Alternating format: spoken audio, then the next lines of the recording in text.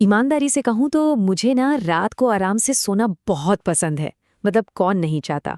पर कुछ कहानियां होती ही ऐसी हैं जो आपकी नींद उड़ाने के लिए ही बनी होती हैं। और आज हम एक ऐसी ही क्लासिक कहानी की चीर फाड़ करने वाले हैं।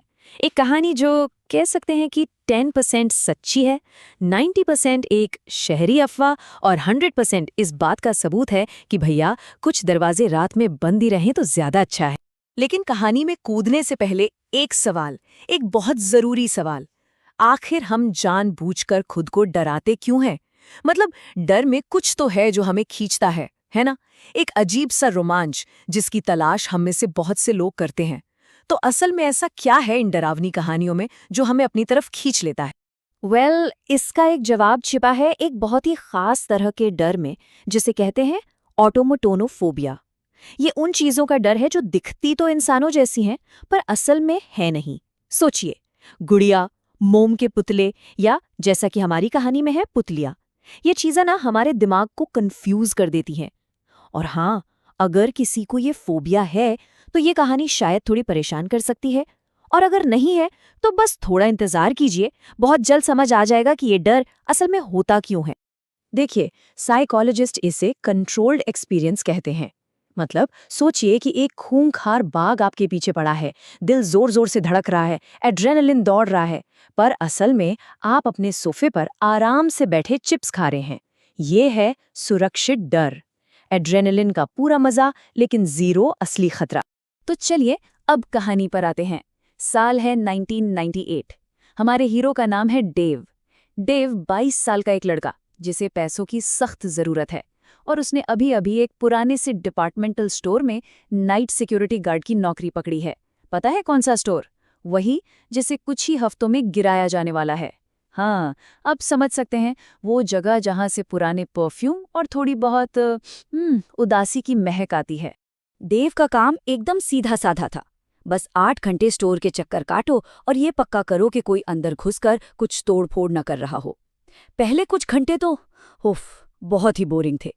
डेव अपने वॉकमैन पर गाने सुन रहा है, अपनी ड्यूटी कर रहा है, सब कुछ नॉर्मल। और फिर रात के लगभग 11:30 बजे वो पहुंचता है तीसरी मंजिल पर। और तीसरी मंजिल वो थी विमेन्स वेयर सेक्शन। अब देखिए, हॉरर फिल्मों का रूल नंबर 1 क्या कहता है?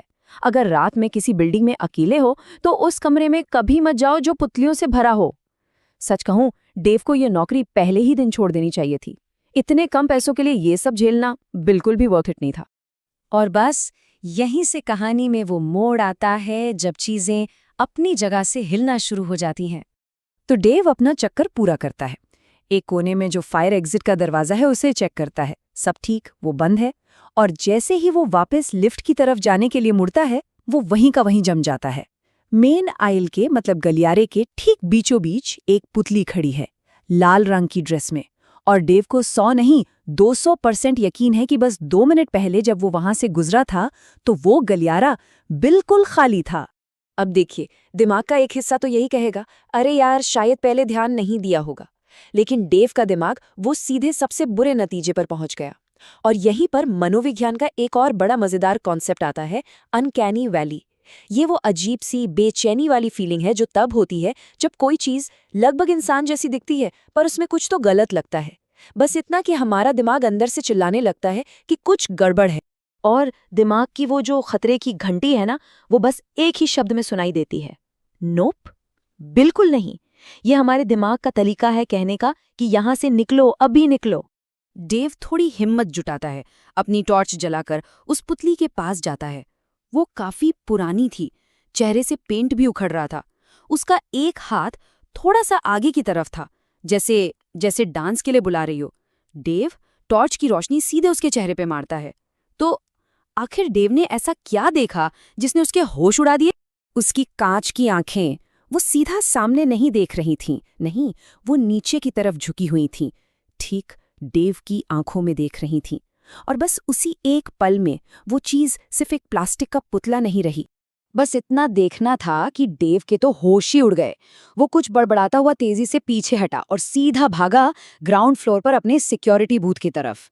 वो हाँफ रहा है, अपनी सांसों को काबू करने की कोशिश कर रहा है और कांपते हुए हाथों से सीसीटीवी मॉनिटर की तरफ देखता है। उसे तीसरी मंजिल का कैमरा मिल जाता है। और वो वहीं है। लाल ड्रेस वाली पुतली उसी गलियारे में ठीक वहीं खड़ी है। डेव पूरे 20 मिनट तक उस धुंधले से ब्लैक एंड वाइट फुटेज को घूरता रहता है। आंखें तक दुखने लगती हैं, पर कुछ नहीं होता, बिल्कुल कुछ नहीं। और फिर मॉनिटर एक पल के लिए झिलमिलाता है, बस एक सेकंड के लिए, स्टैटिक।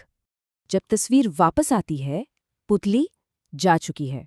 वो गलियारा अब पूरी तरह से खाली है। और ठीक उसी पल डेव को अपने सिर के ठीक ऊपर से छत के वेंट से एक आवाज आती है, एक सूखी सी प्लास्टिक जैसी खिलखिलाने की आवाज। बस इतना काफी था। डेव समझ गया कि उसकी ये सिक्योरिटी गार्ड की नौकरी यहीं अभी खत्म होती है।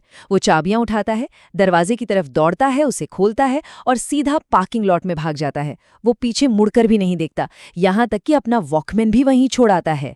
2 हफ्ते बाद उस स्टोर को गिरा दिया गया, और जब डेमोलिशन टीम आखिरी बार सब कुछ साफ करने के लिए अंदर गई, तो उन्हें तीसरी मंजिल पर कुछ बहुत ही अजीब मिला।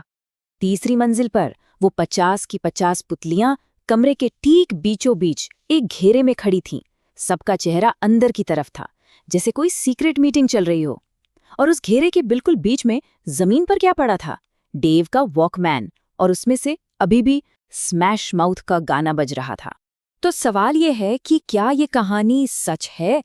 शायद नहीं, ये एक क्लासिक अर्बन लेजेंड है, लेकिन ये आज भी इतनी असरदार क्यों है?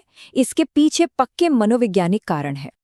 देखिए, आखिर में ये कहानी हमारे उस सबसे पुराने, सबसे गहरे डर को छूती है कि क्या होगा अगर बेजान चीजों में जान आ जाए। ऑटोमेटोनोफोबिया और अनकैनी वैली, ये जो कॉन्सेप्ट्स हैं, यही इस कहानी को इतना पावरफुल बनाते हैं। ये सिर्फ एक डरावनी कहानी नहीं है, ये हम सबके उस कॉमन डर का आईना है, जो तब सामने आता है जब कोई चीज इंसानी लगती तो है पर होती नहीं। तो अगली बार जब आप किसी स्टोर में हो और किसी पुतली के पास से गुजरें, तो बस एक नज़र और डाल लीजिएगा, सिर्फ ये पक्का करने के लिए कि वो पलटकर आपको तो नहीं देख रही। क्या पता देख ही रही हो।